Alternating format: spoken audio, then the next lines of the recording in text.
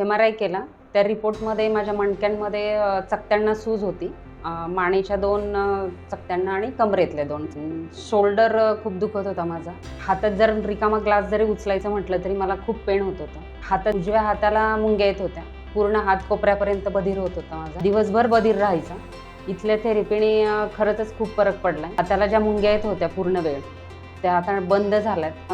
Shoulder दुखणंही कमी झाले नाही आणि मी नियमित म्हणजे माझी रोजची कामं व्यवस्थित करू शकते. आणि आहारात बदल केल्यामुळे खूपच मी तर सांगते 100% आपल्याला फरक मिळतो. तुमच्या रिपोर्ट्स आणि वैयक्तिक स्थितीला धरून 30 ते 40 दिवसांचा रिकव्हरी प्रोग्राम घेऊन ट्रीटमेंट दरम्यान शरीरात होणाऱ्या बारीक बदलाला लक्षात घेऊन step by step advance therapy करून पूर्ण आराम खात्रीने मिळू शकतो. मणक्याचे आजार मुळापासून काढून ते परिणाम दीर्घकाळ टिकवायचे असतील आणि शरीर पुन्हा कार्यक्षम करून घ्यायचं असेल तर भेटण्याकरता आजच वेळ घ्या.